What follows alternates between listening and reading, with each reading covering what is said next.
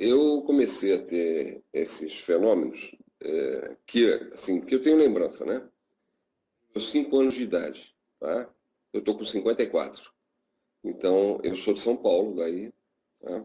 Então, e minha família tinha casa em Mongaguá, no litoral, né? Ali na área já famosa, ali próximo a Itanhaém, Peruíbe, Mongaguá, Praia Grande, né? E ali a gente passava férias. Meu pai construiu casa lá e a gente passava férias. Naquela época não tinha praticamente ninguém ali, era um lugar. Hoje é bem movimentado. Já eu tive a oportunidade, alguns anos atrás, passar por lá, está muito diferente da minha época. Mas na época em que eu frequentava lá nas férias escolares, aquilo era bem deserto, né? A praia era extensão, assim, uma largura de terra entre onde terminavam as casas e até o começo da água era muito largo, era muito grande. E eu ia para lá, passava as férias lá e aquilo, de madrugada,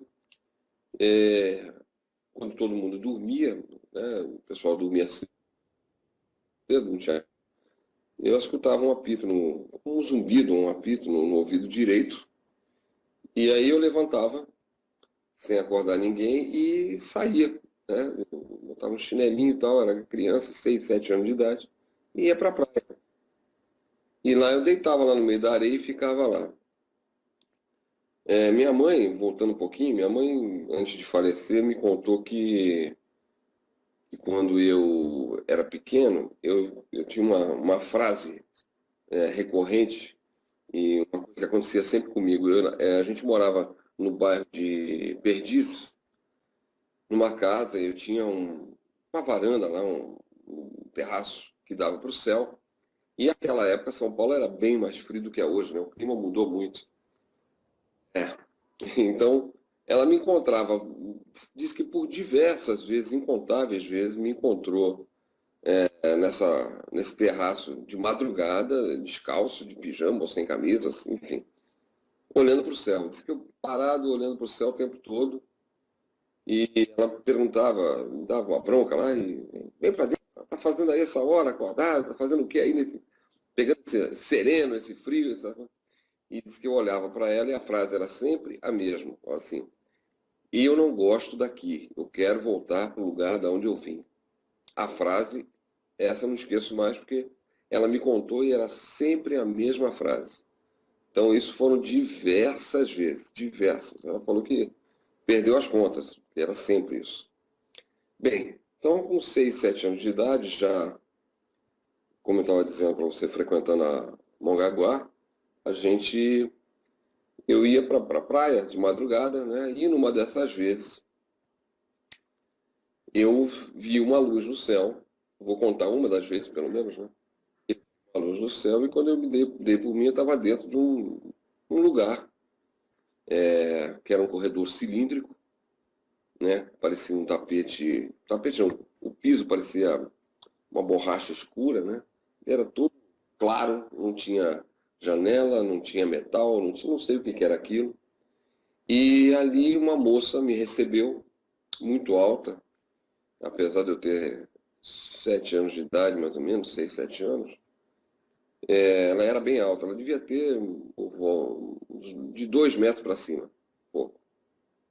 E ela usava uma roupa colante toda preta, ela era muito clara, tinha os olhos oblíquos, olhos claros, cabelo bem preto, preso para trás, como se estivesse usando um gel ou alguma coisa parecida. E ela me deu a mão e me levou para dentro daquele lugar e começou a circular, a andar por aquele corredor. Eu vou contar para você algumas partes mais importantes. Ela, ela passou, a gente foi andando por um corredor até que chegou num determinado ponto daquele passeio e eu notei acima da minha cabeça, que eu era pequeno, claro, eu notei que havia uma espécie de um visor, uma janela, ou algo parecido. Eu empaquei ali, eu parei e fiquei curioso, mas eu não alcançava para olhar o lado do outro lado, né? E ela percebendo, ela parou também e me pegou no colo e me levantou. Me levantou, aí eu pude ver que era uma espécie de um visor, uma janela, ou algo parecido, onde eu pude olhar do outro lado E do outro lado tinha como se fosse uma espécie de um berçário. Era como se fosse um berçário. Ainda me lembro de ter visto umas 3, talvez 4 crianças ali, bebês, né, no caso. E ela não falava nada, ela apontou lá para dentro do vidro, apontando para as crianças, e apontou para mim. Fez esse gesto umas 3 vezes, mais ou menos. Eu, vendo que estava satisfeito, que tinha matado minha curiosidade, ela me colocou de volta no chão e a gente continuou a caminhar naquele corredor até chegarmos no final dele, suponho eu que seja o final dele, que tinha uma parede, e nós paramos ali na frente daquela parede e a parede se abriu, como hoje em dia essas portas com sensor abrem, né? Só que na época não havia isso, né? Então, as portas abriram, a porta abriu, e na parte de dentro, que ela não entrou, ela ficou do lado de fora o tempo todo, tinha um homem, já com uma roupa toda branca, manga comprida, até os pés, aquela coisa, tipo um macacão todo branco, bem claro. E ali ele me chamou para entrar, ele fez um sinal para que eu entrasse, ela ficou, a porta se fechou atrás de mim, ele me deu a mão, tal, me cumprimentou, me abraçou, não falava nada, me colocou numa espécie de um assento, lá, um banquinho, um negócio qualquer, e é porque não dá para escrever, que são coisas que a gente não tem como comparar muito bem, né? É para sentar, mas não é bem um banco, mas enfim. Aí ali ficamos algum tempo, ele viu que eu tinha uma espécie de um visor na minha frente, uma janela, ou seja lá o que for aquilo, não sei. E ele reparou que eu estava curioso para ver ali e não via nada. E ele me mostrou o que eu entendi, não sei se eu estou certo, mas o que eu me lembro que eu entendi, que era o universo, porque na minha concepção eu achei que eu ia ver estrela, que eu ia ver alguma. E eu vi uma escuridão absoluta, eu não vi nada, eu não tinha nada para se ver. Era escuro, só, mais nada. Ele vendo que já tinha matado minha curiosidade, então ele começou a pegar embaixo de uma espécie de uma bancada que estava na nossa frente, ele pegou uma série de placas, eram placas, me parece, de metal, em alto relevo e baixo relevo. As placas variavam, onde haviam símbolos, desenhos. Ele foi colocando aquelas placas na ordem que ele retirou, uma por uma no meu colo. Eu olhava, aí ele passava para outra, colocava em cima da outra, passava para outra, colocava. E assim foi fazendo aquela pilhazinha de placa no meu colo até a última, quando por fim ele recolheu tudo e guardou. Não me perguntou nada. Eu me lembro que alguns anos atrás fui fazer um curso de Reiki, e aí eu fiquei curioso com a minha professora na época. Eu queria saber a simbologia do reiki, algumas coisas e tal. E ela me mostrou algumas coisas assim mais avançadas, os símbolos mais, né? Porque eu estava no início ainda, mas eu estava tão curioso que ela falou, vou mostrar para você. E dentre aqueles símbolos todos que ela passou para mim, tinha um ou dois, não me lembro agora, só olhando novamente para lembrar, que estavam naquelas placas que eu vi na infância. Você lembra o nome do Yantra? Não, não lembro. Só vendo de novo para localizar eles. Obviamente, assim que eu olhar, vou reconhecer, Você claro. não fez o reiki até o mestrado? Não, não fiz. Não, não fiz. Ah, tá. Por motivos que eu vou te contar, inclusive, se você quiser, lembra de me perguntar, porque eu te conto por que eu não fiz. Tá. Era um negócio comigo, não tinha nada a ver com o reiki. Foi algo que começou a acontecer lá nas aulas do reiki. Enfim, aí eu, voltando lá na praia, ele me mostrou esses símbolos e logo depois ele deu as costas, caminhou para a direita, foi para um lugar lá e eu vi que ele estava meio que mexendo em alguma coisa e eu vi uma luminosidade. E aquela luminosidade me chamou a atenção. Quando ele se virou, se voltou para mim, ele tinha uma espécie de um cristal, parecia um cristal biterminado, né, nas mãos. E do tamanho de uma caneta, um pouco maior. Né? Ele trouxe aquele cristal que jorrava a luz para tudo quanto é lado, era muito bonito. E aí ele me entregou aquele cristal e eu percebi que era para ficar comigo, aquele cristal. Ele colocou nas minhas mãos. Imediatamente após isso, a porta se abriu. Era a tal da mulher novamente do lado de fora, que não entrou, ficou ali.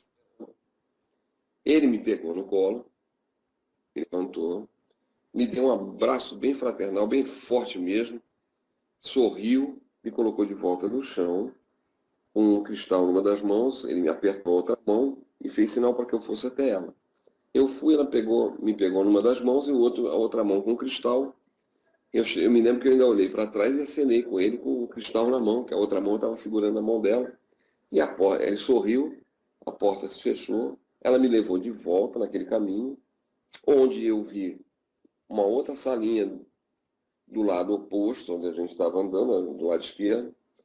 E aí ela entrou nessa pequena sala, um compartimento. Não posso, era redondo, mas eu não sei exatamente a dimensão. Dava a impressão do que hoje a gente chama de fundo infinito, né? Você não tem muita noção da distância, enfim.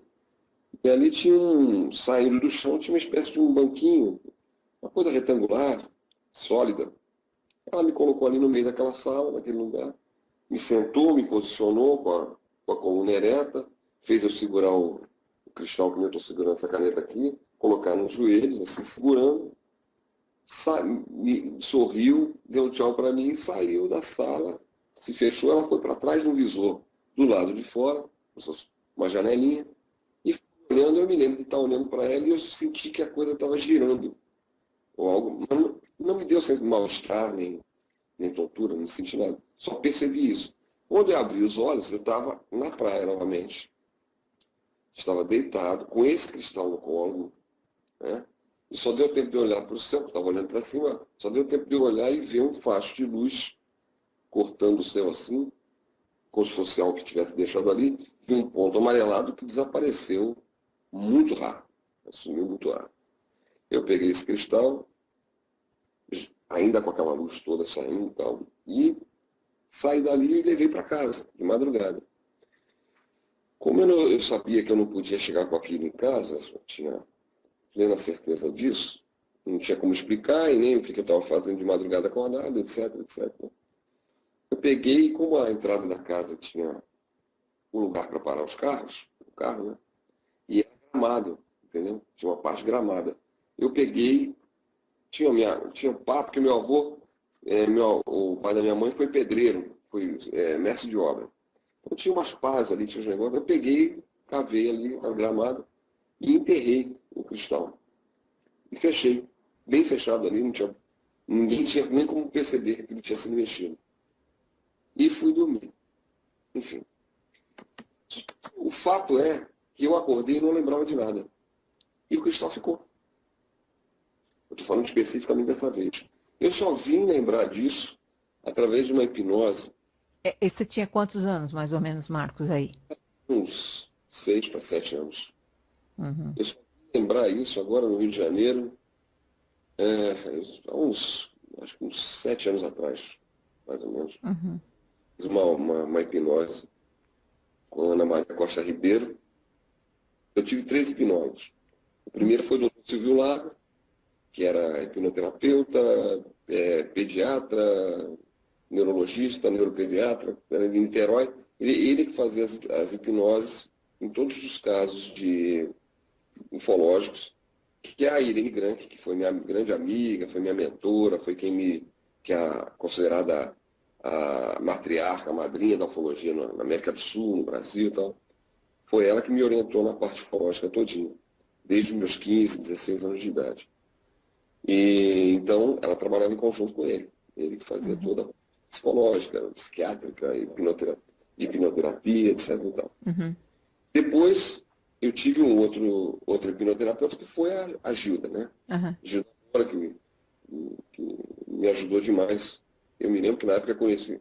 A coisa é tão antiga que na época que eu conheci a Gilda nem formada era. Ela não era nem psicóloga, Uhum. há muito tempo. Ela nem sabia de ufologia direito.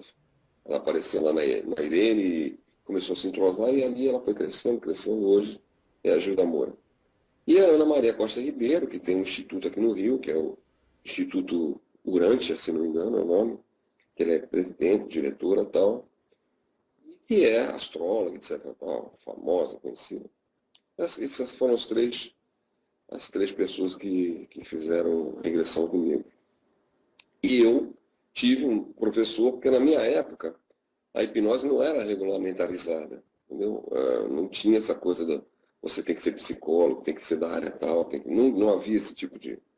Então, eu fiz hipnose com o doutor Augusto Gomes de Matos, que era militar, que era diretor do Instituto de Parapsicologia do Rio de Janeiro, Instituto Brasileiro de Parapsicologia, que ficava sendo a cidade aqui. Eu fiz com ele um curso de hipnose e tal. E ele dei sempre com isso, com a doutora Glória Lindsay Machado, o doutor Mário Amaral Machado, fui da Associação Brasileira de Parapsicologia, da ABRAP, Instituto de Parapsicologia do Rio de Janeiro, enfim, uma série de coisas. Então, as coisas começaram assim. Só que, obviamente, existem, ao longo da minha vida, estou com 54, vamos colocar aí quase 50 anos de história de ufologia, de fenômeno, enfim, cada coisa mais estranha possível. Tem diversas histórias. Então, se eu for contar aqui para você, nós vamos ficar aqui de contato, de entrar em nave, depois mais adulto, com 18 anos. Aí já estava no grupo da Irene Gran, que naquela época era a Apex, que ela era em São Paulo, era dirigida por um cardiologista chamado Max Berezovsky, que já faleceu. Né? Eu fui membro da Apex, que depois virou Cisne, aqui no Rio de Janeiro, que era o grupo da Irene. Enfim, tive contato aqui na Lagoa de Piratininga, que é no litoral de Niterói, né, onde a nave veio, desceu, nós fomos lá. E uma série de fenômenos. Quer dizer, eu não sei como é que eu vou te contar isso tudo, de que forma você quer. Eu faço Assim, a minha... eu gostaria que você contasse tudo mesmo, que eu tô aqui para te ouvir, né? E assim, eu consegui gravar direto do monitor, então eu já vou gravar você, tá? Viu? Já vou gravar tudo que você está falando. Então, já estou gravando com a tua imagem cheia na tela, só vai aparecer o seu rosto e a minha voz, mais nada, porque o que interessa aqui é a tua história, tá certo? Então, tudo que você puder dizer e pontuar quando começou e até o momento, eu agradeço. Eu vou fazer um salto, então, de São Paulo para cá. Uhum. 2 meses depois do homem chegar à Lua, eu me mudei para o Rio de Janeiro, porque apesar da gente ser de São Paulo, meu pai se estabeleceu, eu trabalhava aqui, e cada 15 dias viajava para São Paulo, e ficou alguns anos até que ele se estabeleceu com um escritório de contabilidade, de auditoria, não sei o que e tal. E ele, então, nos trouxe para o Rio. Então, 2 meses depois do homem pisar a Lua, eu estava chegando no Rio de Janeiro, isso em 69. Alguns meses depois de chegar ao Rio, quando eu completei 10 anos, eu sou do dia 1º de janeiro. Então, no 1º de janeiro de 70, alguns dias depois do dia 1º de janeiro de 70, eu morava num lugar no Flamengo, que é um bairro conhecido aqui no Rio, e o apartamento era de fundos e dava a visão em direção à praia. E aquilo me marcou muito porque era um dia muito nublado, o céu estava, quer dizer, as nuvens estavam baixas, né? Totalmente fechadas, cerradas. Não havia avião fazendo percurso, porque provavelmente estava sem teto para decolagem, para pouso. Quer dizer, tinha o Santos Dumont, que é um famoso aeroporto aqui do Rio, mas estava realmente total silêncio, eu não escutava um avião passando, devia estar realmente fechado o aeroporto. E eu tive um tio que era fotógrafo, então eu sempre fui apaixonado por fotografia também. E ele me ensinou muita coisa de fotografia, e eu tinha uma câmera, daquela época não era nada especial, porque nem havia muita coisa especial na época, 70, mas ela estava sem filme. E justamente no dia que eu estava com a câmera lá, eu fui até a janela, com aquele tempo nublado, e eu vi um objeto mergulhando para fora das luzes, para baixo.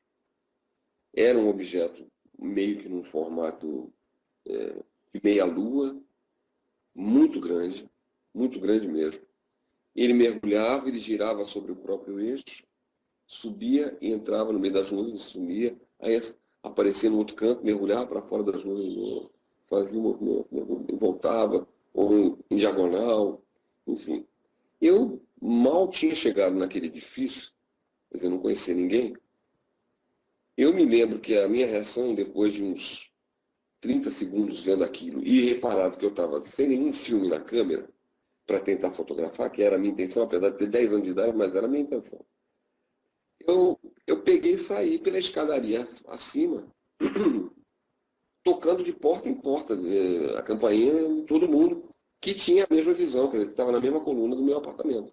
Eu fui até o 10º andar. Todo mundo que estava em casa eu avisei. Então todos os que estavam, cara, puderam observar, depois comentaram com meu pai, com a minha mãe. Inclusive eu avisei o porteiro lá embaixo no térreo. Os filhos do porteiro viram e tal, etc. E tal. Aquilo me marcou bastante. A partir dali acendeu de novo aquela coisa de ufologia, porque eu estava muito ligado no negócio da viagem, que eu ia mudar para o Rio de Janeiro, não conhecia ninguém, aquela coisa de mudança, né? Criança, né? A gente sente mais do que o adulto. E eu, a partir dali, começou novamente a minha busca. Comecei a comprar a revista Planeta, que era uma revista que todo mundo indicava. Não, você que gosta desses fenômenos, não sei o que, então tinha uma banca de jornal perto de casa. Eu ia sempre lá e comprava a revista Planeta. Numa dessas revistas Planeta, eu li uma matéria da Irene, que era a única ufóloga. Tinha o Flávio Pereira, tinha um São Paulo, mas como eu estava aqui no Rio, tinha a matéria da Irene, eu não me lembro nem o que era, mas era uma matéria de ufologia, obviamente. Vinha uma fotozinha dela no alto, e no final, no rodapé da revista, veio o telefone dela. Tinha um telefone. Eu levei mais ou menos uns 6 meses ensaiando para ligar para ela, porque eu estava com vergonha. Como é que eu vou ligar para uma mulher que lida com isso? Quem sou eu? Não sei o quê. Tá. Até que eu liguei. Ela morava no Leme. E a minha surpresa, do outro lado, quando atendeu, uma voz assim, arrastada de alemão com inglês, né? Porque ela era alemã. E me convidou a ir à casa dela. Eu fui no final de semana. Não, vem aqui em casa. Fui e fiquei encantado com todo o material que ela tinha, coisas que não saiu na mídia, não saía em lugar nenhum. Era uma pessoa muito bem relacionada no exterior todinho, nos Estados Unidos, na Alemanha, na França, em todo lugar. Então ela recebia materiais que não chegavam para ninguém aqui. Né? Hoje tem revista UF, tem tudo. Naquela época não havia nada. Era só Planeta, que não lidava somente com ufologia. Lidava com fenômenos, com, enfim, um monte de coisas. Parte espiritual e tal. Ela mostrou aquilo tudo e eu falei assim, olha, eu tenho um grupo de amigos, todos da mesma idade, isso eu já tinha 15 para 16 anos. E a senhora não gostaria de ensinar ufologia para a gente? Ela deu um sorriso, ela riu e falou assim, como ensinar ufologia? Ninguém ensina ufologia. O que eu vou te ensinar de ufologia? Não existe isso. Eu falei para ela, não, o que a senhora sabe? Ela falou, olha, como ela era professora, sempre foi diretora, professora de idioma, etc., ela tinha uma didática muito boa. Né? Ela falou o seguinte, eu vou fazer o seguinte, você me dá um mês para eu ver o que eu posso fazer, conforme for, a gente vê. Eu falei, tá bom. A gente ficou se conversando por telefone, quando deu um mês e pouco, ela falou, olha, lembra aquele curso que você falou? Eu falei, claro, estou esperando. Então tá, vem sábado aqui, você quer trazer mais alguém? Eu falei, olha, tem fulano, você quer de uma turma.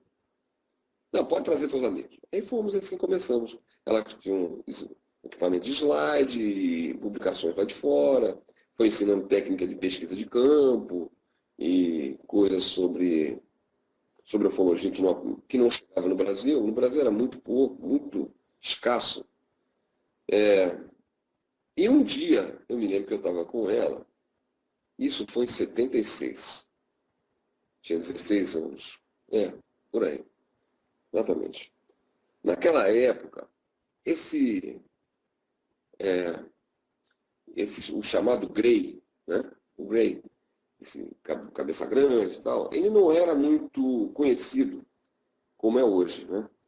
Ele tinha um desenho falado, ainda até tem esse desenho que ela me deu, um retrato falado de um desenhinho e tal, mas era só, exclusivamente na área dos Estados Unidos e muito concentrado em determinados lugares, muito pouco. A grande maioria naquela época eram seres, vamos dizer assim, ditos parecidos com a gente. Ou altos ou mais baixos, cabelo curto, cabelo comprido, mas feições bem próximas à nossa. Isso é o que mais... No Brasil, então, não havia nenhum tipo de contato com Grey, absolutamente nada. Era somente os humanoides normais como nós. E eu não sei porquê, eu bati o olho quando ela me mostrou aquilo, na época, e aquilo veio na minha mente assim de uma maneira muito forte. Eu olhei para ela e falei, dona Irene, isso aqui é onde tem mais que aparecer esse tipo aqui? Ela falou, nem liga para isso não, isso aí foi só lá nos Estados Unidos, tem uns 4, 5 casos,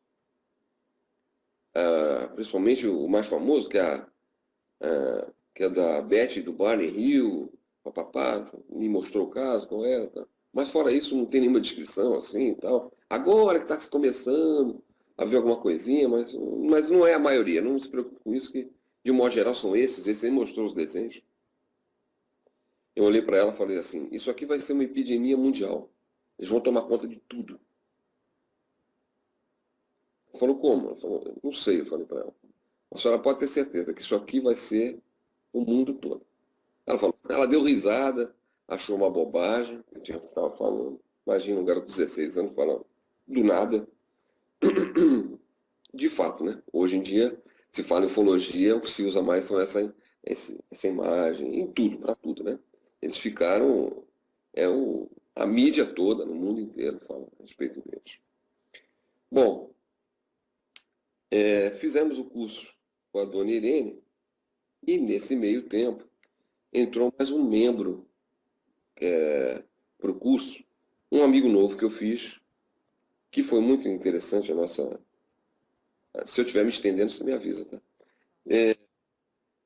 Um amigo que eu fiz assim em 76, através de um amigo conhecido em comum.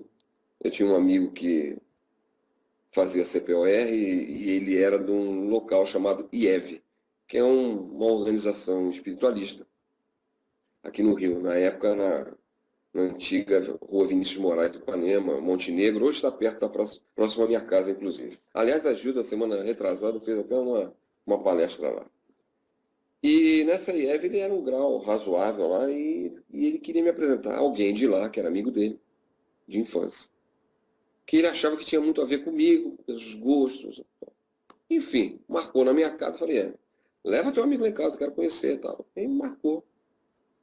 Quando eles chegaram lá em casa, houve exatamente o oposto do que ele imaginava. Houve um conflito muito grande entre eu e esse rapaz que ele queria me apresentar. Nós tínhamos a mesma idade, nós três. Por quê? Porque esse rapaz vinha de uma linha totalmente espiritualista, coisa que eu detestava. Ele vinha de uma linha que falava do Oriente, falava do Egito, falava da Índia, e pá, e mestres, e não sei o que mais. Depois começou a entrar para o lado de parapsicologia, porque ele tinha alguns fenômenos com ele, ele mexia objetos, ele tinha uma fenomenologia com ele. Trazia isso desde a infância.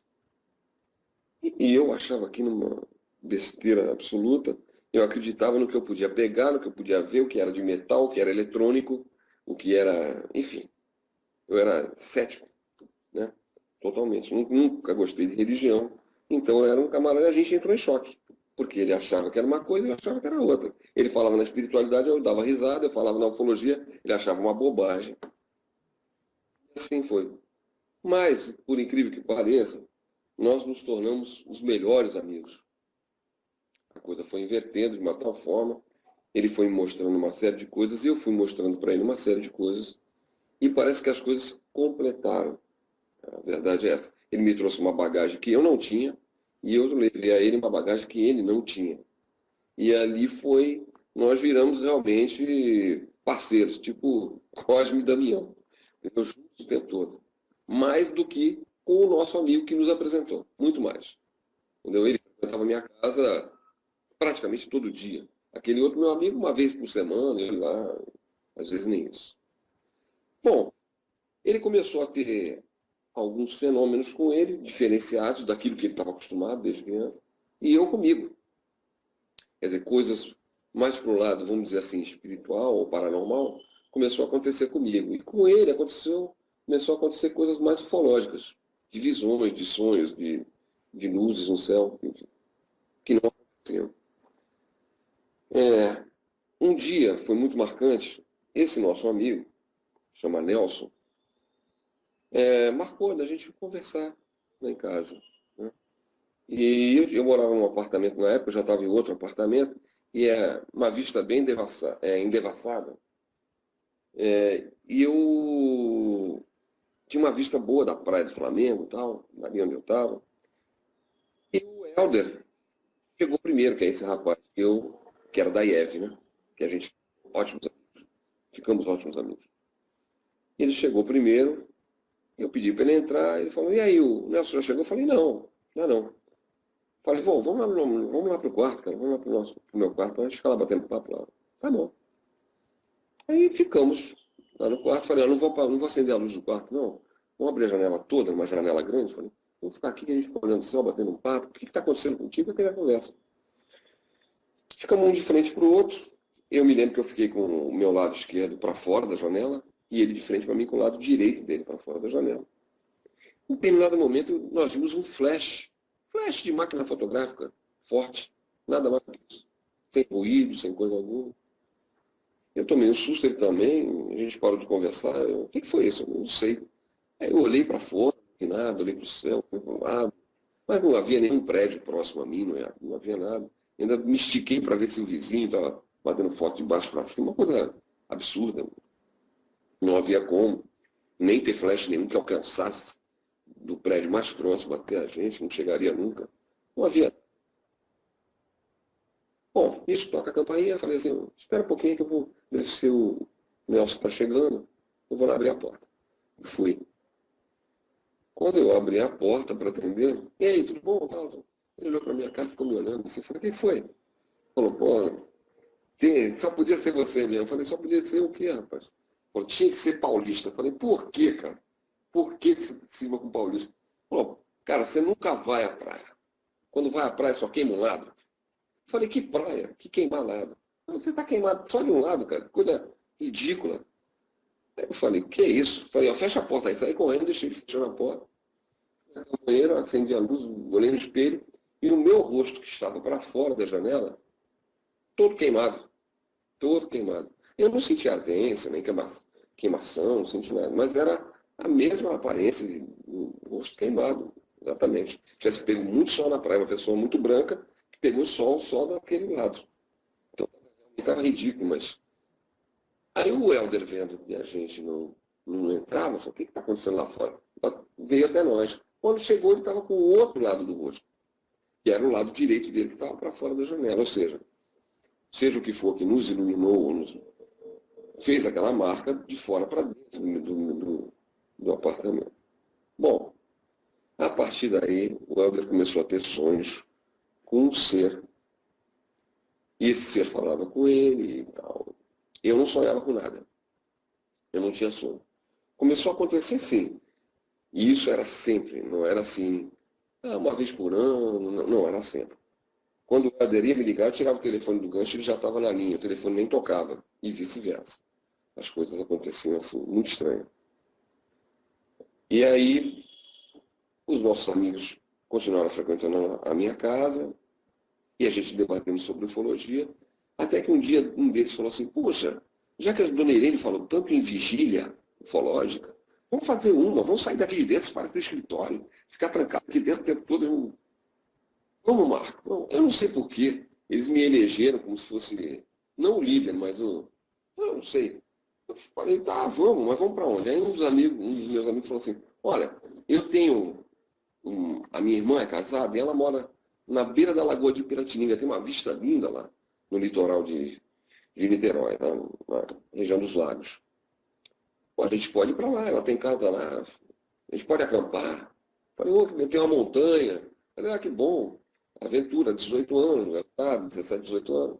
Ah, vamos. A gente toca um violão, passa a noite lá, passa o final de semana. Falei, pô, vamos sim. Só que esse vamos não chegava nunca, porque eles me perguntavam, vamos. Eu falava, não vou não. Aí quando eu dizia que eu não ia, eles não queriam ir. Não, mas você está pagando, vamos lá. Quando é que você vai querer ir? Eu falei, não sei. Até que um dia eu falei, vamos, fomos. Mas eu fui já com uma intenção ufológica. Na verdade, aquilo estava dentro de mim assim. E nessa vez que nós fomos, nessa primeira vez, só eu e o Helder sabíamos disso, porque eu comentava com ele, ele comigo, que a gente estava indo, mas na verdade com uma intenção além do passeio. nós vimos uma nave que saiu de trás da montanha, ela veio do mar, uma nave lindíssima, tinha dezenas de luzes em volta dela, ela vinha girando, e ela passou e foi para trás de uma montanha que separa a região dos lagos, de onde a gente estava, de Niterói, propriamente dito, que ficava do outro lado.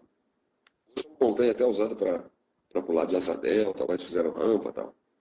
Muito, uma cordilheira de montanhas, eu tenho fotos tudo de lá. Aí ele veio e voltou. Falei, voltou. Aí veio, foi de novo, fez 3 vezes o movimento. Ele ia para trás da montanha, saía, voltava para onde ele tinha vindo. E uma das vezes ele foi e não voltou mais, atrás da montanha. A minha mente, falei assim, Helder, eu estou achando o seguinte, cara, ele está sinalizando para onde a gente deve ir. A gente tem que subir aquela montanha e ir lá em cima. Ele falou, cara, como é que a gente vai fazer isso? Eu falei, não sei. A gente tem que subir. Fato é, viu? Por quê? Porque não estavam planejando em lugar nenhum, ficamos por lá mesmo. E pensando assim, bom, vamos então nos organizar uma próxima vez. E essa próxima vez chegou, naquela mesma história, quando é que vai ser, Marco? Aí passou 1 mês, passou 2, passou 3, passou 4. E aí, vamos lá de novo, não sei o que tal, a mesma turma. Falei, vamos lá de novo, não sei o que tal.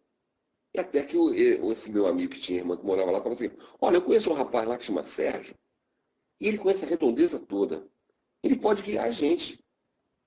Eu falei, ótimo, chama ele para ir para o acampamento junto com a gente, para passar a noite lá tocando violão, comendo alguma coisa, bebendo alguma coisa. Chama ele. Então, fizemos uma turma, né? Gente com... Foi até o cunhado desse meu amigo que foi junto, porque ali dava muito peixe, foi com rede de tarrafa para pescar na lagoa. Enfim, ficamos num lugar que era assim, primeiro de tudo, a coisa mais interessante é que era uma fazenda, na verdade, eu nem sabia disso, depois eu vim saber. Aquilo ali tinha sido uma fazenda, há muitos anos, e tinha tido ali não vou dizer um quilombo, mas tinha muitos escravos. Tal. Era um local. Por que eu estou falando isso? Porque hoje em dia muita gente diz que em área de quilombo tem muita aparição. Inclusive o Petit, meu amigo, que pesquisou lá em Santa Isabel.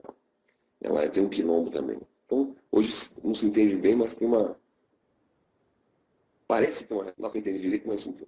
Bom, e fomos para um lugar que era uma península, era uma ponta de terra, e era uma pedra enorme, que ficava para dentro da água, fazendo uma espécie de uma ilha, quase que uma ilha, né? Uma península. E ficamos lá ao relento. Era julho de 78, um frio enorme. A gente sem barraca, sem nada. Passar a noite, uma noite lindíssima, né? Limpa, completamente limpa.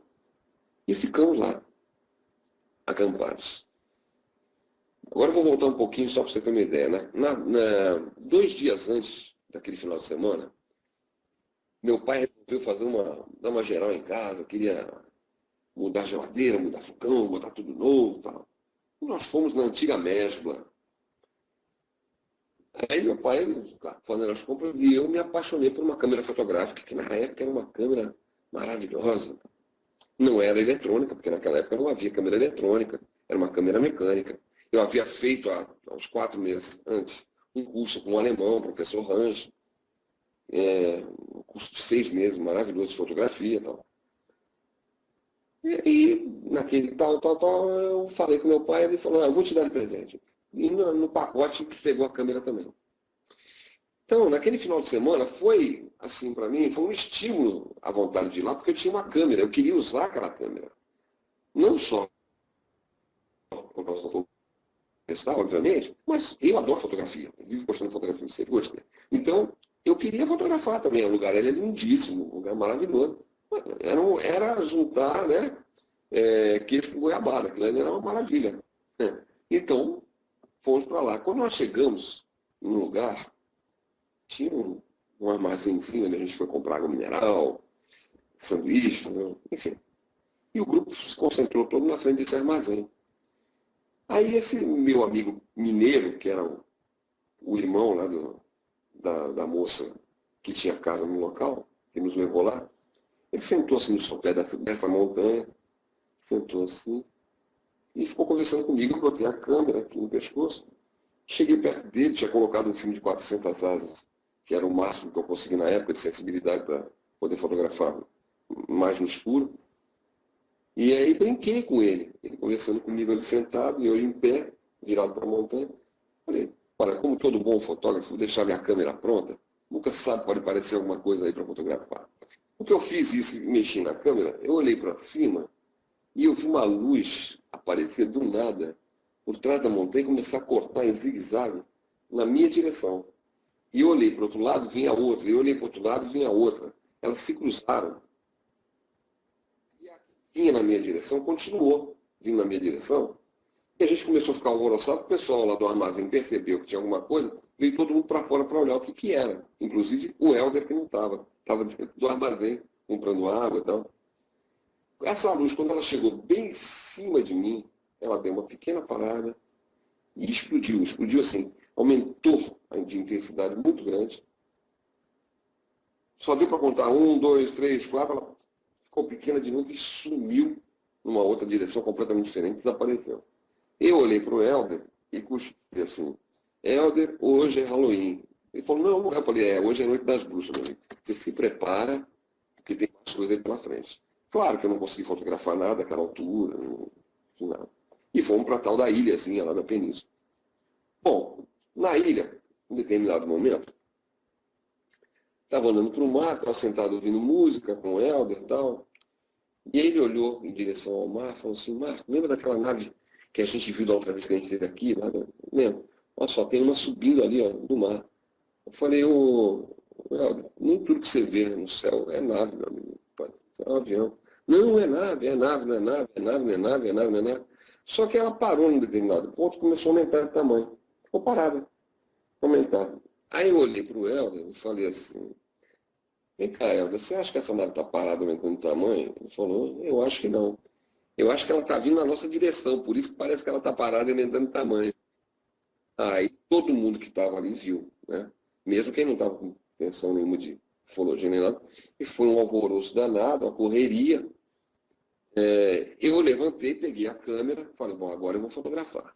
Peguei a câmera, preparei a primeira foto, a alavanca, bobinei a foto, fiz a rebobinagem do filme e apontei. Só que quando eu apontei a câmera, que era mecânica, veja bem, não era elétrica, nem eletrônica, a foto bateu. E eu achei aquilo esquisito, ele trouxe aumentando o tamanho. Toda vez, então eu comecei a fazer isso, eu percebi que toda vez que eu apontava a câmera, a alavanca, parece coisa de cinema, né? Mas a alavanca girava como se tivesse um dedo girando ela, e ela disparava. Eu só segurava a câmera na palma da mão, mais nada. Porque eu não precisava fazer rebobinação. E assim foi meu filme todo. Bateram todas as fotos do filme. Tudo que eu tinha. Ele, quando chegou a um certo ponto, que aí já não tinha mais filme, ele tomou outra direção e subiu. Subiu e atravessou a montanha em direção ao Rio de Janeiro. Quando nós voltamos dessa viagem, eu fiquei sabendo que foi uma grande aparição aqui no Rio de Janeiro, saindo nos jornais aqui do Rio, a Irene me chamou, onde é que você estava, Marco? Eu falei para tua casa. Falei, não estava, dona Irene, eu estava lá em Niterói. Você viu alguma coisa lá? Eu falei, eu vi uma coisinha e tal. Aí meu amigo, aquele nosso amigo que apresentou a mim e o Helder, estava na segurança do quartel em São Cristóvão, que ele era do CPOR. E ele estava na vigília, ele estava na segurança. E ele nos contou que naquela mesma noite começou a piscar as luzes do paiol, onde ficavam os armamentos, a munição. Então chamaram o comandante, acordou todo mundo. Disse que faltou luz em São Cristóvão, que é o bairro onde fica o CPOR aqui. Faltou luz no Maracanã. E disse que uma luz enorme, tipo do tamanho do Maracanã, foi assim que me descreveram na época, foi vista. E saiu em todos os jornais aqui do Rio de Janeiro. Enfim. Bom, nós lá só vimos isso e essa luzinha que passou para o outro lado. Quando foi mais ou menos 10h22 da noite, eu olhei para o meu lado esquerdo, não para o mar, onde tinha aquela cordilheira de montanha, e eu vi um balão. Como era julho, apesar de não estar vendo muito balão no céu nenhum, mas ele vinha, só que era muito interessante. Como o céu estava muito claro, eu via ele contornar as montanhas. Eu falei, mas que balão inteligente esse. Ele vem contornando, ele sabe que ele tem que contornar, ó. Nunca vi isso na minha vida. Ele vinha contornando, ele pulsava muito lento, parecia um balão realmente, um balãozinho amarelinho, bonitinho. Até que ele chegou bem na nossa direção e parou. Longe, bem longe. Nós estávamos uns 2 quilômetros ou mais dessa montanha, dessa cordilheira de montanha. E parou. Eu estava em pé, aquilo tudo era. Onde a gente estava era uma pedra, era uma rocha enorme. Não tinha nada, não levamos nada. E tinham mais ou menos umas 8 pessoas, mais o cachorro lá da casa lá da irmã do nosso amigo, estava com a gente. Um cão bonito. E meu amigo falou assim, vamos ficar olhando aqui, que eu acho que vai acontecer alguma coisa. Vamos ficar olhando. Ele começou a descer pela frente da montanha. E em determinada parte da montanha, pela frente, ele deu uma parada, pulsando. Ele foi para um lado, para o outro, subiu, como se fosse um sinal da cruz. Subiu, retomou a descida. Retomou a descida e foi parando. Chegou a um determinado ponto, ele parou e ficou pulsando. Eu falei para o Helder assim, Helder, vamos ficar olhando, porque se é balão, vai queimar. Porque ele encostou em algum lugar e vai incendiar com a bucha e tal, enfim. Ele vai queimar. Abri os olhos, eram 6 horas da manhã. Eu abri os olhos, deitado na pedra. Eu estava em pé, eu não caí, não me machuquei, não me lembro de ter deitado nem nada. Abri os olhos com aquele sol já nascendo, o calor.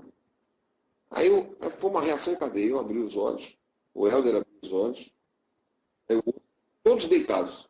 O outro abriu o olho, o outro abriu o outro, foi levantando, o outro foi levantando, o outro foi levantando. Assim, um de cada vez, questão de 3 segundos de um para o outro. E o cachorro sumiu. O cachorro não estava mais perto da gente. Eu falei, mas que coisa esquisita. Ele me deu uma bronca. Eu falei, pô, tu não ficou olhando? Cara, e aquele... E bom, e nada. Tudo bem, vamos andar por aí. Tinha um gramado enorme, bem ralinho, em volta daquela península, daquele lugar onde a gente estava. E nós encontramos, assim, a uns 50 metros de distância dali, uma marca funda de uns 3 ou 4 dedos de profundidade, queimada. Só tinha totalmente preta a vegetação, umas cinzazinhas claras, bem desenhado, bem como se alguém tivesse ido lá e queimado só ali onde queria. Andando um pouco mais para trás, a uns 2 metros, 3, tinha outra igualzinha, do mesmo tamanho. Eu falei, Helder, coisa esquisita isso, cara. Será que houve alguma coisa que a gente não lembra? Bom, voltamos para casa e começamos a ter lapsos de memória, assim. Por exemplo, a gente estava assistindo televisão, aquele momento que você está quase dormindo e às vezes vem uma imagem, uma voz, uma cena, e uma mulher de costas falando para eu entendendo assim, fase 1, fase 2, ela toda de costas, e assim foi. Aí, Helder foi fazer isso mesmo. Ficamos fizemos um pacto de silêncio para não contar aquilo para ninguém, nem para a Dona Irene. Nós ficamos 1 ano e meio, mais ou menos, sem falar aquilo para ninguém. Fenômenos vários aconteceram aí diariamente com a gente, que se eu for relatar aqui, a gente não vai ter nem tempo. E eu não contamos nada para ninguém, até que o dia que eu contei para a Irene, ela falou, por que vocês não falaram isso antes? Vamos chamar o Silvio Lago, vamos lá no Silvio Lago, não sei o que, tal. Nem marcaram. Aí o Helder fez hipnose, depois eu fiz hipnose também. E o caso é o seguinte, nós dormimos todos, eles colocaram a gente para dormir, 2 deles acordaram a gente, colocaram todos para dormir, todos dormiram.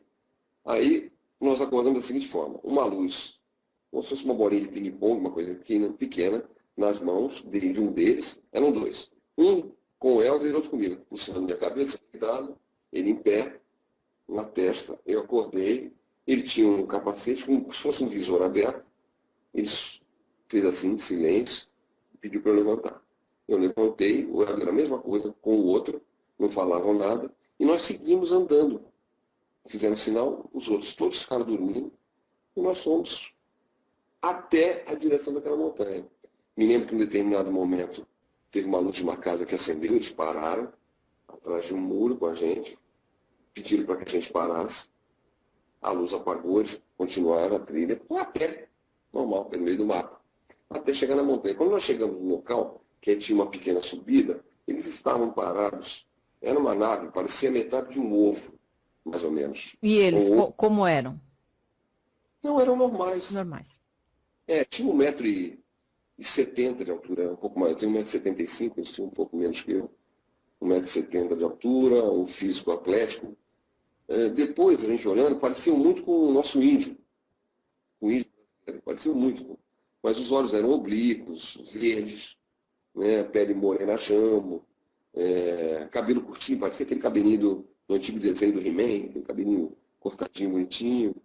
E eram, assim, extremamente simpáticos, né? Mas não falavam nada com a gente, nada. Quando nós chegamos nesse local e vimos esse objeto flutuando assim, flutuando não é se movimentando, é completamente parado no ar, né? Estava com uns 2,5 m, 3 de altura. Era um ovo cortado no meio, exatamente aquilo. E ali tudo iluminado, em volta parecia dia. Não tinha nenhuma lâmpada, não tinha, mas estava tudo iluminado. Eu vi que eles pegaram alguma coisa e colocaram na gente, que era uma espécie disso que você está usando, um fone, pequenininho, só que era menor. E aí sim, eu comecei a entender o que eles estavam falando comigo. Eu ouvia e entendia. Eles começaram realmente a falar, eu comecei a entender. O engraçado disso é que eles fizeram isso do lado de fora da nave. Do lado de dentro da nave depois, eu não precisei usar nada, porque eu entendia tudo. Perfeito. Bom, enfim, fizeram isso. Aí eu cochichei com o Helder assim, Helder, se a intenção deles é que a gente entre aqui, não tem porta, não tem janela, e para subir, vai subir como? Parece que um deles percebeu, ou entendeu, né? E veio pelo meu lado direito e colocou a mão dele no meu ombro. E o outro fez a mesma coisa com o Helder. Quando eles fizeram isso, eu levei um choque, de cima a baixo, um choque mesmo. E imediatamente nós começamos a flutuar. Eu até brincava depois de certo tempo, antes falava assim, pô, eles foram amigos, porque se ele tirasse a mão, a gente caía lá de cima. Eu falei, eles que provocaram assim. Começamos a flutuar até a altura daquele objeto. E aí já tinha um espaço aberto. E tinha um outro deles, com um macacão claro, totalmente diferente da roupa que os outros dois estavam vestindo lá de fora. Um macacão todo creme, de gola aqui em cima, sem capacete, sem nada. Muito simpático. E falou assim, poxa, sejam bem-vindos. Foi o que eu entendi, né? Nós estamos esperando vocês há muito tempo aqui. Porque a gente tinha falhado uma outra vez anterior, de chegar na nave e não conseguimos. E aí o Helder olhou para ele e reconheceu. Era justamente o camarada que apareceu nos sonhos para o Helder. Ele deu o nome para nós de Mark, era o nome que ele se autonomeava de Mark. E era o camarada dos sonhos do Helder, era o cara que fazia contato com o Helder através dos sonhos, de madrugada, saída do corpo, que o Helder saía com maior facilidade, enfim, tinha todo um preparo para isso. E ele mostrou a entrada da nave e eu, como sempre, gostei da parte tecnológica. Ele me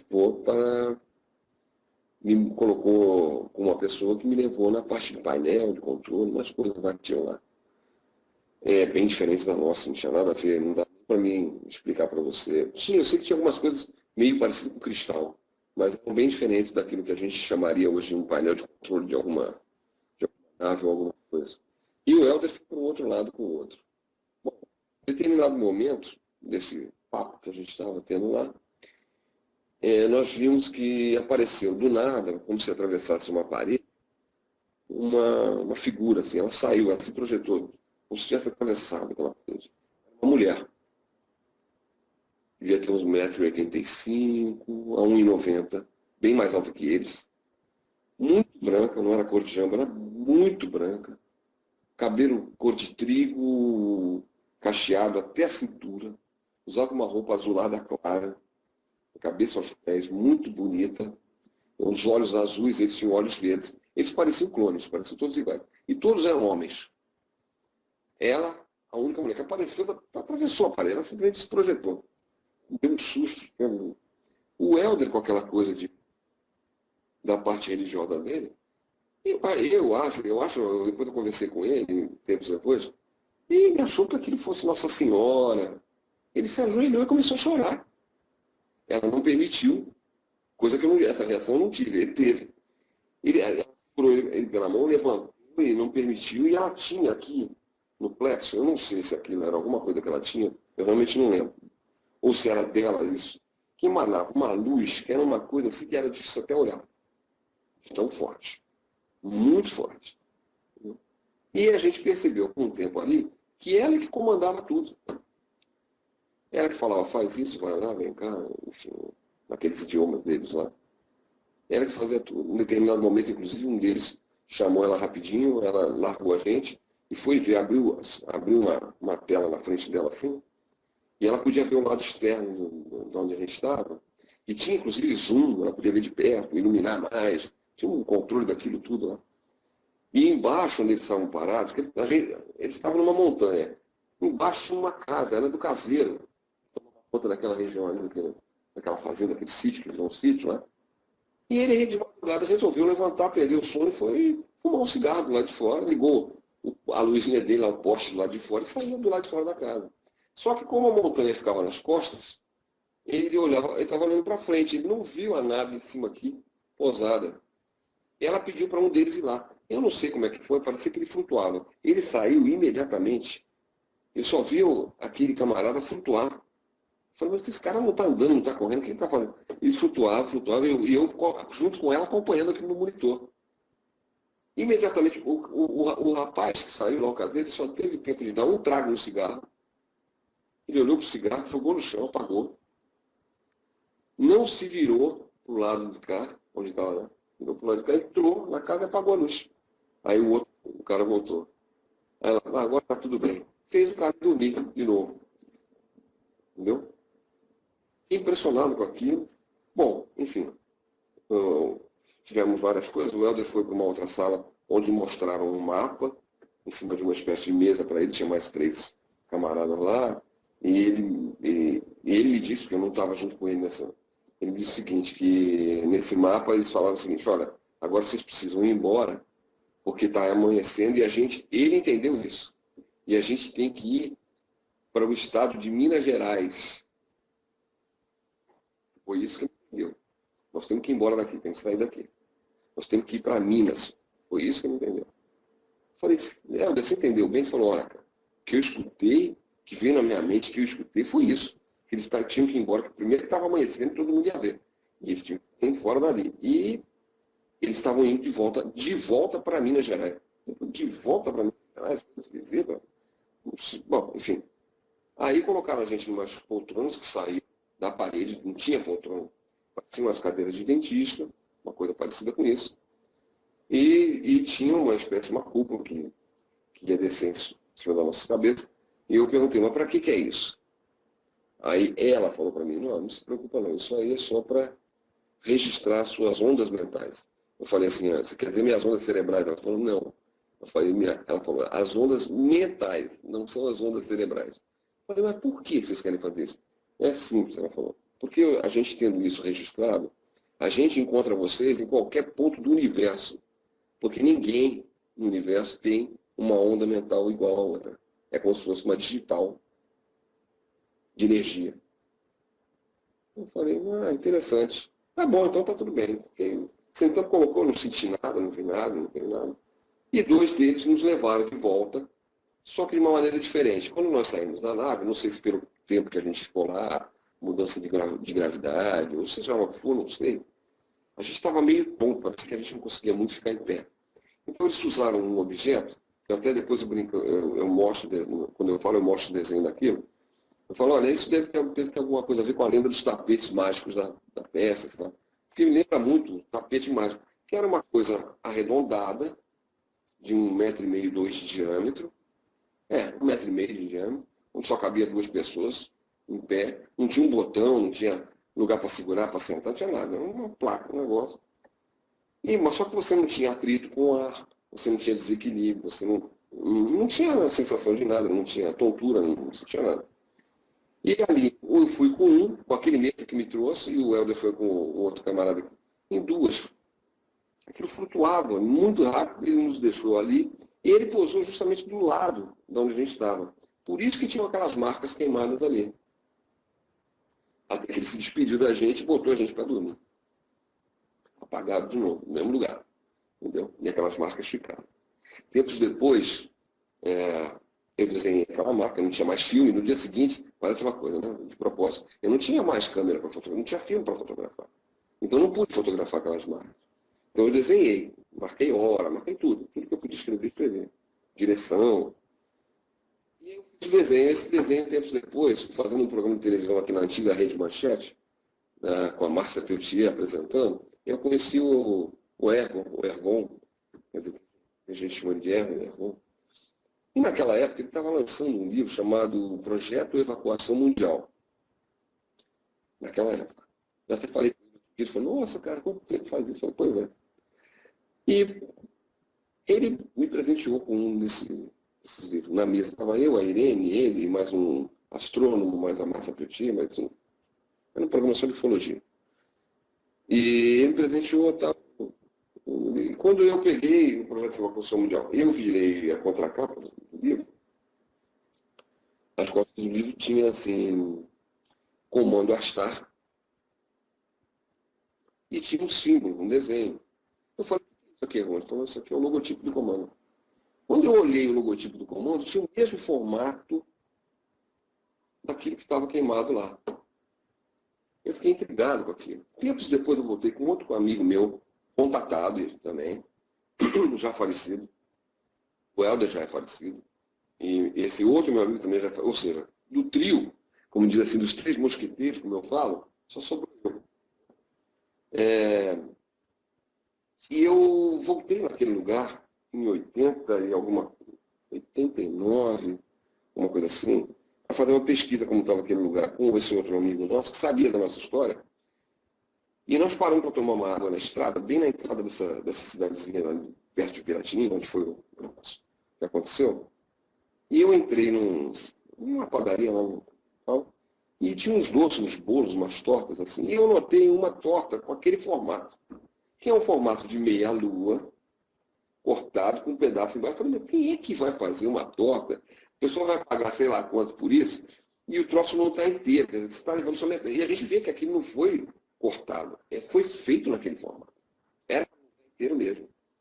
E eu falei, o meu amigo Jorge na época, eu falei, Jorge, olha só que coisa esquisita. Ele falou, realmente, eu nunca vi isso na minha vida em lugar nenhum. Eu falei, muito menos eu, igual o meu desenho. Aí ele falou o seguinte, eu falei, quem é o dono daqui? Ah, fulano, passa lá, senhor. Quem é que faz os doces aqui? As tortas, os bolos. Ah, é um rapaz. Eu falei, um rapaz, Eu falei, formato estranho. Ele falou, um formato estranho, né? Uma pessoa até acha estranho mesmo isso aí, não sei o quê. Eu falei, será que eu poderia falar com ele? Ele falou, você poderia, se ele não tivesse pedido as contas ontem.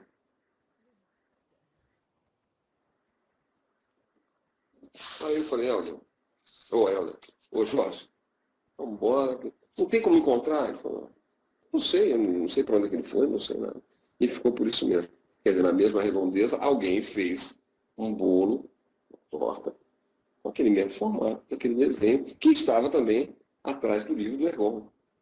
Né? E aí começa todo um envolvimento com o tal do comando Astar, a partir daí. Entendeu? Aí eu recebi mensagem depois, recebi uma fita gravada com o áudio deles, falando, aprendi o idioma, depois foi me ensinado 2 tipos de alfabeto, de símbolos. Eu tenho tudo isso aqui. E hoje em dia eu não falo mais, nem escrevo como eu fazia antigamente. Mas antigamente a gente conversava, inclusive. E é isso. Vários acontecimentos dentro da linha da ufologia aconteceram comigo. Tive uma situação de poltergeist em casa, né? Tive síndrome do pânico em 79, um ano e pouco depois.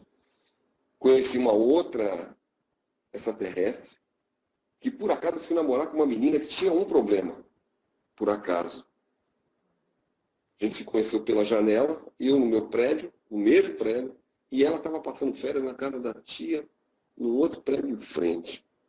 Comecei a olhar para ela. Acabou que a gente combinou, eu fui encontrar ela na porta do prédio. Comecei a conversar, depois eu levei ela em casa, que ela morava em outro bairro e tal, e a gente acabou namorando. E eu fiquei sabendo que ela tinha um problema, que a mãe já tinha levado ela no médico, tinha levado ela num bando, em centro espírita, em psicólogo, em psiquiatra, e ninguém descobriu o que ela tinha. Até que em um determinado momento se apresentou uma entidade, uma energia, com o nome de Snuka, que era uma extraterrestre, que vivia na região dos Andes, no Peru. Você tinha quantos anos? Eu tinha 19 para 20 anos. Tá. Pouco depois, sequência. Uhum. E ali eu vi muita coisa. Ali aconteceu, durante o período que eu namorei com ela, a irmã dela era uma clarividente, vidente de infância, entendeu? Impressionante. E ali eu vi muita coisa aconteceu. Teve uma noite especial, muito alucinada, porque eles nunca vinham falar comigo. E em um determinado momento tinha um monte de gente lá na casa dela. Eu falei assim, hoje nunca, eu estou cansado de falar com você assim, mas me desculpa eu falar, mas eu não tenho nenhuma prova. Você pode ser um espírito. Não que você não deixe de ser, mas enfim, vamos dizer, no sentido que eu quero usar a palavra, pode ser um fenômeno, pode ser um problema de dupla personalidade dela, pode ser um... Enfim, pode falar com um monte de coisa. Eu não tenho nenhuma prova, João. Você ficaria muito chateado comigo se eu te pedisse alguma prova? E teria como você fazer isso? Ela falou, claro, não tem problema nenhum. Ela falava de sotaque meio carregado no castelhano, no espanhol. Engraçado. O Marco, quando falava, porque o Marco depois passou a ser, o Helder começou a ser canal do Marco. Ah, tá. O Helder era canal do Marco, eu passei a ser canal do Ryan, ou Ryan, como ele fala. A Sandra, que era minha namorada, era canal do Snuka. Então, quando a gente se reunia, era uma canalização de todo mundo bater papo, que parecia uma conferência, entendeu? Depois, inclusive, quando eu fiz o que me convidaram para fazer o filme Contatados, acho que é esse o nome, não me lembro direito. Enfim, tem na revista UFO lá a venda desse filme, ganhou Urso de Prata, a diretora teve aqui o cinegrafista. Não é o Levados? É Levados, né? Levados. Que é uma reportagem do John Mack, foi que exatamente. Eu assisti, até fiz uma palestra que eu coloquei um trecho desse filme, mas eu também não lembro de ter visto você lá. Mas... Aí eu tô nesse filme. Aí legal. eu fui selecionado para fazer aqui. A Júlia me pediu se eu queria, eu falei, tudo bem. Eles gravaram comigo aqui em casa, e quando eu falei para o rapaz, que era o cinegrafista da Snuka, ele falou, como é que é o nome mesmo? Eu falei, Snuka. Eles tinham acabado de vir, se não me engano, do México, com um contato de uma pessoa que conversava com você que chamava Snuka, do México. Ele ficou meio assim, ele falou, meu Deus. Aí mostrei o retratinho que a Snuka tinha feito, o retrato falado dela. Bom, enfim, voltando. Eu falei para a Snuka, você poderia dar uma prova para a gente? Será que... Ela falou, não, sem problema. Aí fomos todo mundo para a janela. Esse apartamento dessa minha namorada na época ficava de frente para a praia do Flamengo. Então tinha uma vista bonita, bem alta, no 10º andar. E aí a gente foi para lá e apareceu uma nave lá, um objeto estranho. Parou na frente da janela, né? E eu olhava para minha namorada, né? No caso a Snuka, né? Ela era canal, e ela falava assim, o que você quer? Eu falei assim, posso pedir? Pode. Essa nave pode se deslocar para a direita? Ela falou, claro, a nave para a direita. E todo mundo lá, um professor amigo meu, tinha outros amigos, amigas, a mãe da minha namorada, então assim, a casa estava cheia. Todo mundo na janela, assim. Agora para a esquerda. Aí o meu amigo, agora eu quero que ela suba, agora vai para não sei para onde, agora fica vermelha, agora eu quero que fica verde, agora fica azul. Bom, quando acabou aquilo tudo, eu falei para a Juca, realmente eu estou plenamente satisfeito e tal, e tarará. Mas como é que é essa nave? Como é que ela é construída? Né? Agora eu quero, minha curiosidade aqui, como é que ela é feita? Ela falou assim, a nave não é construída. Não é. Eu falei, como não é? Falou, não, a nave sou eu. Eu falei, como assim, Juca? A nave sou eu? Falou, não, eu não tenho necessidade de usar a nave sou eu. Eu posso aparecer para você do jeito que eu quiser, ou que você queira que eu apareça. Então aquela nave que você queria ver, sou eu. Por isso que você falava comigo, eu fazia o que você queria. Era eu que estava lá. Sou eu sou energia, eu não tenho mais forma física. Tive uma forma física a última vez no teu planeta, que eu precisei trabalhar aqui, eu tive uma forma física e eu tive uma encarnação só no Egito e fez um desenho dela, né? Eu até uso para mostrar as nunca como é. Mas eu não tenho mais corpo físico, energia, não tenho uma forma física, aí, enfim, aí por diante.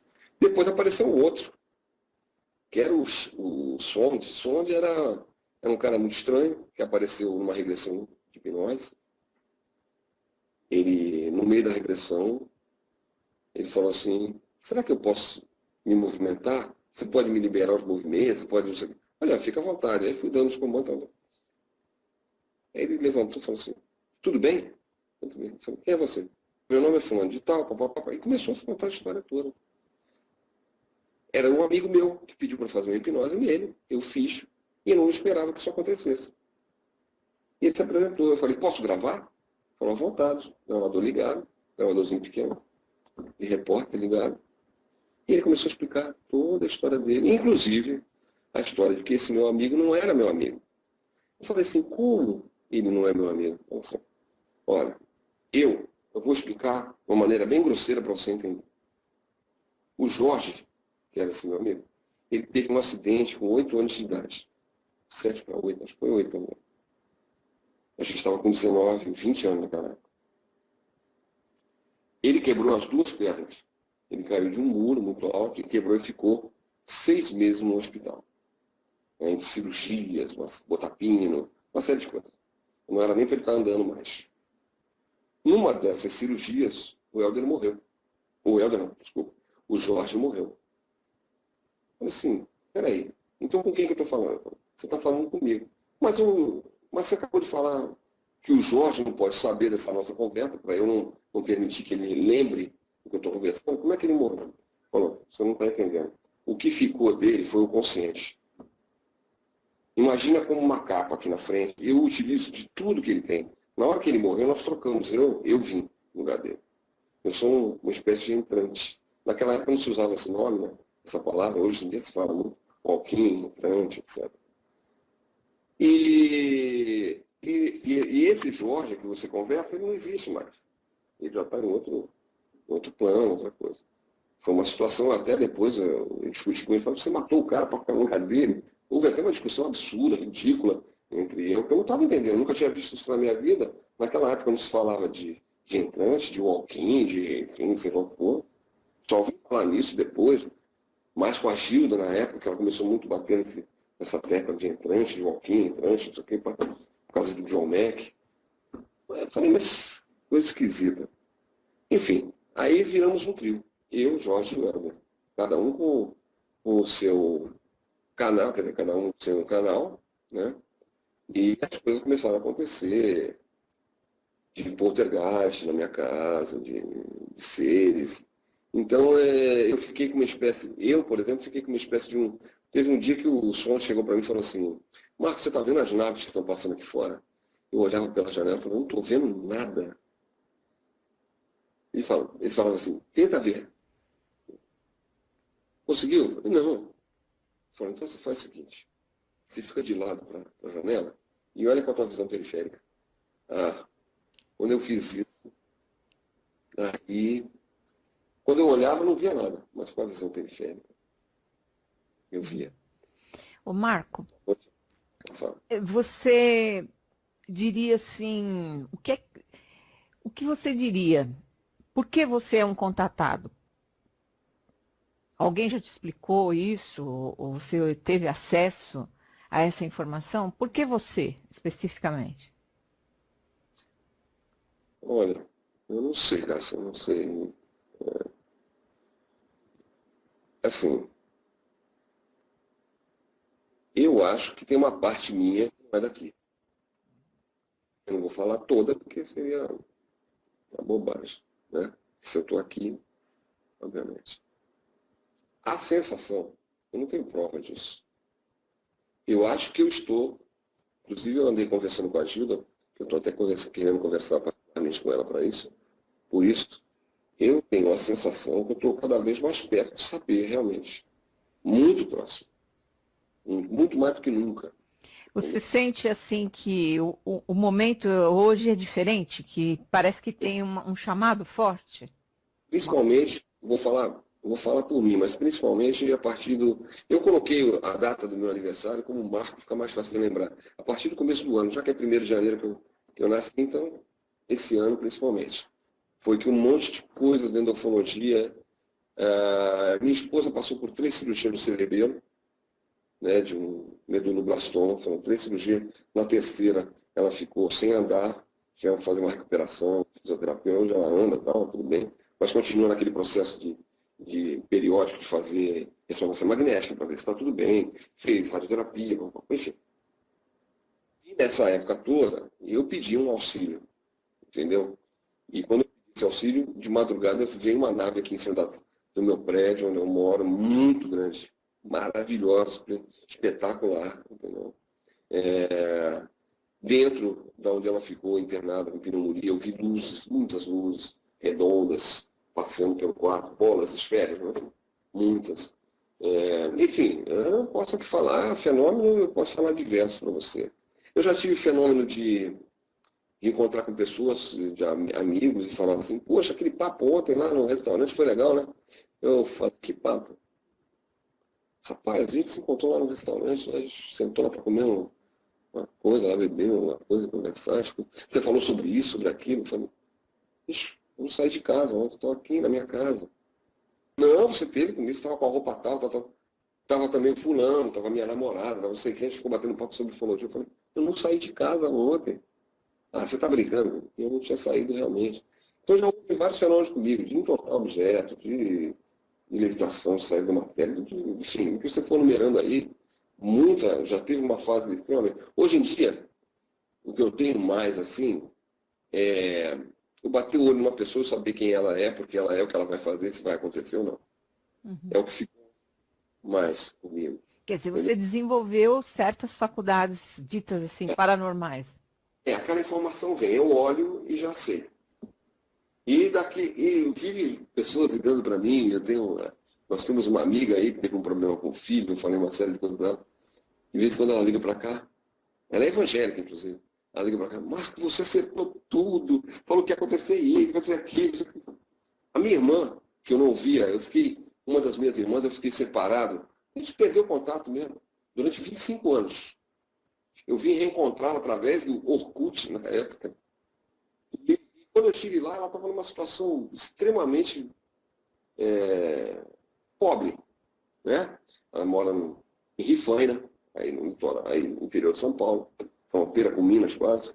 E ela estava numa situação péssima. E eu marquei uma visita depois de 25 anos e fui com a minha esposa lá, fomos de carro e tal, e encontrei ela numa situação muito, muito ruim de vida, né? E quando eu saí de lá, eu me lembro que eu estava com uma pedra de ônix no bolso, e eu peguei essa pedra, dei para minha sobrinha, a filha dela, que é a mais velha, segurei na mão dela e falei assim, olha, e falei para minha irmã, daqui para frente, a vida de vocês vai mudar. 2 anos depois, minha irmã hoje é empresária, dona de pousada, minha sobrinha trabalha na prefeitura, na academia da prefeitura, todos formados, todos muito bem de vida. Quer dizer, isso aconteceu também com outro amigo meu, que é do BNDES, hoje ele é diretor lá de uma parte lá do BNDES. Ele adotou uma criança quando pequena, e convidou ele a fazer uma comemoração. Marco, traz o violão, vamos tocar um violão aqui, vai vir fulano, ciclano e tal, morar em Niterói, para comemorar a nossa adoção da Gabriela, não sei o quê. A Gabriela tinha 4 meses só, quando eles adotaram. Eu falei, tá bom, fui. E fui àquela festa e tal, fui embora para casa. Anos depois eu reencontrei com ele, numa outra situação, já morando em Maricá. E aí sentei, assim, ele falou, eu falei, e a Gabriela? Não, a Gabriela já está com 8 anos, na época estava com 8, 10 anos, não me lembro. Marco, aquilo tudo que você falou está acontecendo. Eu falei, tudo que eu falei o quê? Depois que todo mundo foi embora aquele dia, você sentou comigo e com a minha esposa lá, você falou, e você começou a falar tudo que aconteceu na vida da Gabriela. Eu falei, mas eu não me lembro de ter sentado lá, eu me lembro que eu peguei e fui embora. Não, você não foi, você ficou lá com a gente conversando, depois você foi embora. Quer Eu não me dizer, lembro. que de repente você entra numa sintonia fina né? Talvez da sua outra metade ali, e aí acaba trazendo. Aconteceu praticamente toda a noite Aham.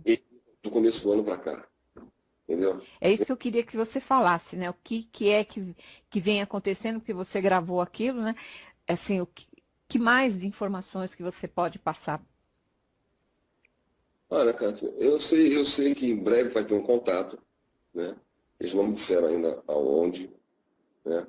Não um contato físico, vamos dizer assim, mais direto, né? Depois de muito tempo, né, de não haver isso, só através de outros mecanismos, eles resolveram. Então, por eles terem resolvido isso, é que eu vejo que tem alguma coisa muito importante para acontecer. Eu não digo que isso possa ser a nível mundial. Eu sempre tratei a ufologia, eu sempre tive cuidado de tratar esses fenômenos muito a nível particular. Eu não quero generalizar, porque eu acho que cada caso é um caso, cada contato é um É contato. sempre individualizada mesmo, mas parece que agora a coisa está diferente um pouco. Você É, quando sente eu, isso? sinto. Quando eu falei dos implantes, é porque eles falaram para mim isso, entendeu? Eles falaram para mim, numa dessas noites, falaram para mim que esses implantes vão ser reativados, ou modificados, ou substituídos, ou não sei o que, enfim, uma forma dependendo disso, daquilo, então, Você cada um. entendeu assim que esses implantes vão ser modificados para trazer melhor claridade das coisas, entendimento, nesse sentido? Melhor É, é, atuação? melhor atuação e não só isso, porque todo o período de abdução mais clássica, vamos dizer, abdução clássica, né? Uhum. De levar o indivíduo, tal, e mexer, e botar chip, ou implantar, né? Ou seja lá o que for, e devolve o cara fica com trauma, a mulher fica com. Enfim, seja lá o que for ou não. Essa fase é uma fase, não é que ela tenha sido excluída, esse modus operandi deles passou. Mudou, tem mudado. Nós estamos numa outra página dessa agenda, né? Uhum. Bom, o que eles fizeram naquela época era todo um preparativo para alterar o DNA. Foi o que foi me explicado. Não em detalhes, né? Até porque eu acho que não tenho conhecimento suficiente para entender. Então, apesar de eu sou arqueólogo de formação, mas não tem nada a ver, eu sou músico de profissão, né? Então, não é minha área. Enfim, gosto muito de genética, mas não é minha área, não tenho capacidade para. Eles falaram que foi alterado o DNA. Todo o processo que eles estavam implantando, é assim que eu entendi, num grande pool, né, num grande controle planetário, com vários tipos e espécies. É como se fosse uma empresa com vários, né, departamentos, né? Cada um pegou o seu. Né? Isso já foi feito, basicamente. Não que eu não possa ver um caso lá, outro caso, mas não é como era nos anos 70, nos anos 60, nos anos 80. Eu tenho uma outra esfera. Então, agora, aquelas pessoas que tiveram implante e que por algum motivo ou outro tiveram seus implantes desativados ou alterados por alguma situação, ou seja lá o que for, elas estão sendo recontactadas de formas diferentes, cada uma com a sua maneira, para a modificação desses equipamentos, porque, segundo eles, o DNA já está, mas para manter o equilíbrio desse DNA nessa superfície, do jeito que está, o planeta, energeticamente, vibratoriamente, do jeito que ele está, só com a pessoa, ela teria que ter um desenvolvimento emocional, psíquico, mental, que não dá tempo desse desenvolvimento acontecer agora. Então eles alteraram o DNA para fazer esse salto, né? E para manter esse DNA em funcionamento certo, porque senão vai dar uma alteração na pessoa e causar problemas, eles têm esse equipamento que vai ficar fazendo o trabalho de equilíbrio desse DNA, para que funcione no equilíbrio correto. Mais ou menos isso que eu entendi. Entendeu? Para que a pessoa não tenha distúrbios, problemas, uma série de coisas que no passado aconteceu e que hoje em dia continua acontecendo caso isso não seja. Né? Então, como eles terminaram essa parte do desenvolvimento, teve um período de genética, de espera para que tudo isso se formasse, se modificasse. Foi claro que foi um processo acelerado, agora tem um equipamentozinho para que aquilo como se fosse uma medicação, mas não é, mas é uma medicina para que aquilo seja mantido sempre e que a pessoa possa ter os seus contatos, as suas... Enfim, eu não sei exatamente o que vem pela frente. No meu caso, eu acho que é isso, entendeu? Que como eu digo, a minha turma está de volta. É a minha Uhum. turma, É, novamente. é como Eu já... se tivesse que fazer a ligação, ficar online o tempo inteiro agora, né? Agora é. É, Então é 3 da manhã, 2 da manhã, 4 da manhã, não importa. eu Eles vem vêm o código, percebendo isso. você tem que anotar, entendeu? Senão eu vou esquecer, porque eu sei que não vou conseguir. Às vezes eu lembro, às vezes não lembro, então para Eu não falo correr risco. para os clientes, às vezes, se não ter o caderno e o lápis do lado, para pegar o celular mesmo e gravar, né? Para não perder, entendeu? Porque senão logo vem a vigília, a mente consciente, e a pessoa esquece tudo, né? Do que foi passado ali. É bem interessante. Bom, para a gente não se alongar muito, porque já estamos 1h20, eu vou pedir agora para você, assim, fazer as suas considerações finais Uhum, para a gente parar a gravação, depois eu quero te perguntar outras coisas. uhum. Bom, fica difícil fazer a consideração final. É muito, muito complicado fazer uma consideração para quem está ouvindo, porque Aham, qualquer está ouvindo, né? E isso é uma coisa muito pessoal, entendeu? Apesar de ver a ufologia, os fenômenos como uma coisa global, mas eles são estritamente individuais, com certeza. caso a caso, É, entendeu? isso já é a sua mensagem final, porque eu acho isso importante, né? Porque quando a gente vai conversar com uma pessoa que ela começa a falar em muita coisa que é pro coletivo e começa a fazer muita previsão, ali parece que fica uma coisa meio fantasiosa, né? Porque, na realidade, o trabalho que eu tenho também, eu vejo que é muito individualizado, é individual, a informação é para cada um que está no seu momento e fazendo aquela função que veio fazer por aqui, mas o direcionamento é individual, né? Uma coisa que eu aprendi com eles é o seguinte: apesar de ser uma dádiva, vamos usar essa palavra, eu não gosto, mas vamos usar. Apesar de ser uma dádiva, a nossa parte emocional, né? Uma vez eu perguntei para eles fizeram até uma brincadeira comigo, falaram assim: você não sabe o que é emoção? Eu falei uma série de coisas da minha maneira, né? O que é emoção?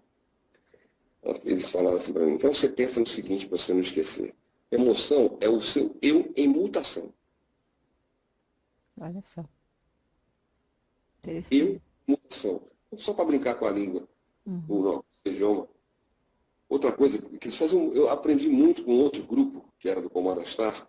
Eu ficava madrugadas inteiras conversando com eles, entendeu? Ficava uma sala de uma amiga minha, que era canal, hoje em dia ela é mestre budista, né? É mestre holística, uma série de coisas, e de onde eu recebi inclusive uma mensagem maravilhosa no idioma deles e tal. E a gente está aprendendo muita coisa. Eles falaram para mim o seguinte: a gente usa muito as ferramentas que vocês têm. Por exemplo, filmes, desenhos, música, poesia, pintura. A gente usa isso para passar as mensagens para vocês. E aí, o que eles faziam? Naquela época, estava muito em alta as videolocadoras, então eles selecionavam filmes da videolocadora para passar para a gente, parando, ensinando o que aquilo estava passando de mensagem. Então, falando uma vez sobre Deus, eles falaram assim para mim: Deus, pense em Deus da seguinte forma.